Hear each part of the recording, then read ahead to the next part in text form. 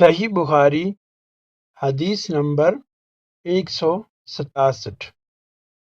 عطیہ سے روایت ہے کہ رسول اللہ صلی اللہ علیہ وآلہ وسلم نے اپنی مرحومہ صاحبزادی حضرت زینب کو غسل دینے کے وقت فرمایا تھا کہ غسل داہنی طرف سے دو اور اعضائے غسل سے غسل کی ابتدا کرو۔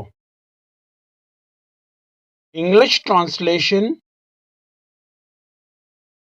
narrated Atiyah that the Prophet, at the time of washing his deceased daughter, had said to them,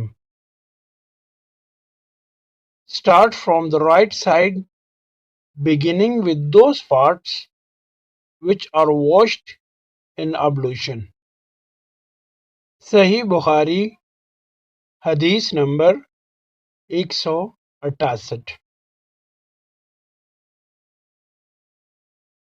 ام المومنین حضرت عائشہ صدیقہ رضی اللہ عنہا سے روایت ہے، وہ فرماتی ہیں کہ رسول اللہ صلی اللہ علیہ وآلہ وسلم جوتا پہننے، کنگھی کرنے، وضو کرنے اور اپنے ہر کام میں داہنی طرف سے کام کی ابتدا کرنے کو پسند فرمایا کرتے تھے۔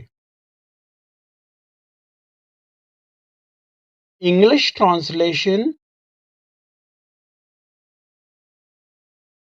narrated Aisha, the Prophet used to like to start from the right side on wearing shoes, combing his hair, and cleaning or washing himself and doing anything else. صحیح بخاری حدیث نمبر 169۔ انس بن مالک رضی اللہ عنہ سے روایت ہے، وہ فرماتے ہیں کہ میں نے رسول اللہ صلی اللہ علیہ وآلہ وسلم کو دیکھا کہ نماز عصر کا وقت آ گیا۔ لوگوں نے پانی تلاش کیا، جب انہیں پانی نہ ملا تو رسول اللہ صلی اللہ علیہ وآلہ وسلم کے پاس ایک برتن میں وضو کے لیے پانی لایا گیا۔ رسول اللہ صلی اللہ علیہ وآلہ وسلم نے اس میں اپنا ہاتھ ڈال دیا اور لوگوں کو حکم دیا کہ اسی برتن سے وضو کریں۔ حضرت انس رضی اللہ عنہ کہتے ہیں کہ میں نے دیکھا آپ کی انگلیوں کے نیچے سے پانی چشمے کی طرح ابل رہا تھا، یہاں تک کہ قافلے کے آخری آدمی نے بھی وضو کر لیا۔ English translation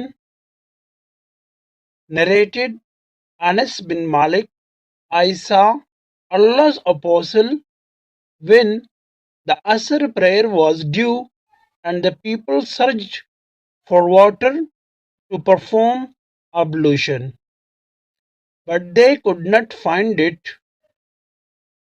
Later on, a pot full of water for ablution was brought to Allah's apostle.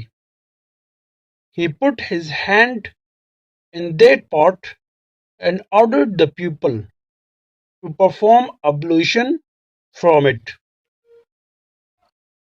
I saw the water springing out from underneath his fingers, till all of them performed the ablution. It was one of the miracles of the Prophet. صحیح بخاری حدیث number 170۔ ابن سیرین سے روایت ہے، وہ کہتے ہیں کہ میں نے عبیدہ رضی اللہ عنہ سے کہا کہ ہمارے پاس رسول اللہ صلی اللہ علیہ وآلہ وسلم کے کچھ بال مبارک ہیں جو ہمیں حضرت انس رضی اللہ عنہ سے یا انس رضی اللہ عنہ کے گھر والوں کی طرف سے ملے ہیں۔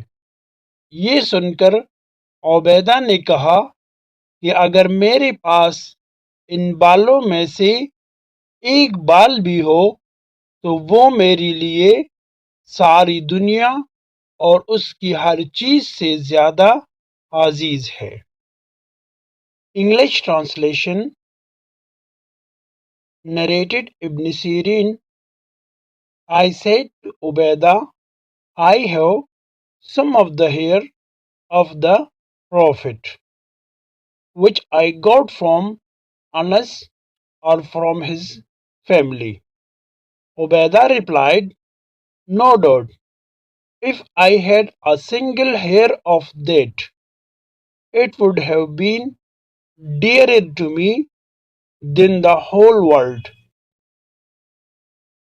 and whatever is in it.